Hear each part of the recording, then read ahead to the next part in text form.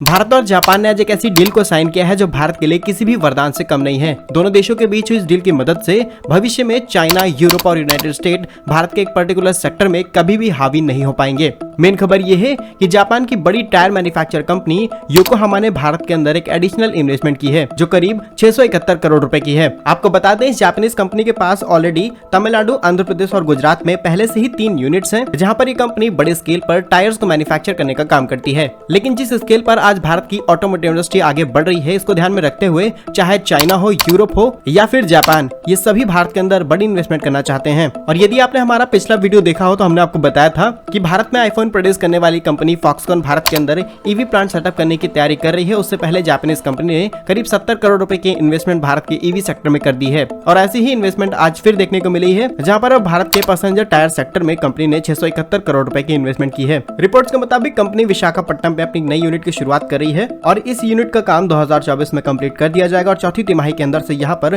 Tyres का production शुरू हो जाएगा।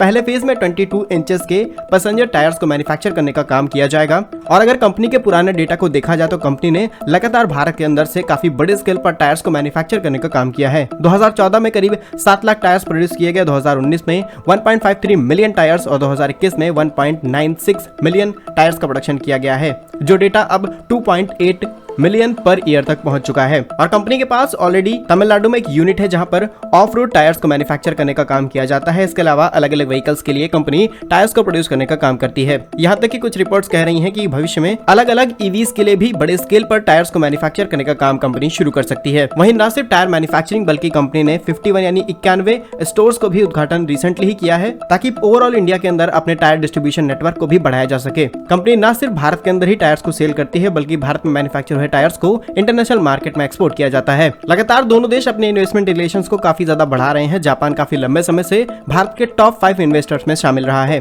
जहां पर मोस्टली इन्वेस्टमेंट की गई है एग्रीकल्चर, मेडिकल, हाइड्रोकार्बन और टेक्नोलॉजी में। वहीं जापान के करंट प्राइम मिनिस्टर ने जब भारत को विजिट किया तो उन्होंने भी बताया था कि हम अगले 5 सालों में भारत के अंदर करीब 5 ट्रिलियन येन के इन्वेस्टमेंट करने वाले हैं, जो करीब 42 बिलियन डॉलर होते हैं। और ओवरऑल हम बात करें भारत की टायर इंडस्ट्री के बारे में तो 2022 में करीब 179 मिलियन का वॉल्यूम देखा गया था। इंडियन मार्केट में भी 2023 से लेकर के 28 के बीच में 225 मिलियन यूनिट्स तक पहुंच जाएगा। एक्सपेक्टेड एनुअली ग्रोथ इसमें 6.68% की है और लगातार ये बढ़ती जा रही है। फिलहाल आज भारत इतना कैपेबल है कि ऑल टाइप्स के tyres including car, buses, military vehicles, motorcycle, trucks, buses, हर चीजों के लिए टायर्स भारत में प्रोड्यूस किए जाते हैं। आज भारत की टायर इंडस्ट्री दुनिया की चौथी सबसे बड़ी टायर इंडस्ट्री है आफ्टर चाइना, यूरोप और यूनाइटेड स्टेट। आज भारत 170 से भी ज्यादा देशों में अपने टायर्स को एक्सपोर्ट करने का काम करता है और भारत के लगातार बढ़ रहे टायर प्रोडक्शन की वजह से कोई भी देश भारत की टायर इंडस्ट्री पर अभी तक हावी नहीं हो पाया और लगातार ऐसी डील से भविष्य में भी ऐसी घटनाएं कभी नहीं होंगी। फिलहाल इस पूरे वीडियो पर आपका क्या कहना है कमेंट बॉक्स में जरूर बताइएगा। भारत के ऐसे ही यूजफुल एंड इन्फॉर्मेटिव वीडियोस पाने के लिए आप हमारे YouTube चैनल को सब्सक्राइब जरूर कर लीजिए। मिलेंगे हम आपको एक नई और इंटरेस्टिंग वीडियो में, तब तक के लिए वंदे मातरम,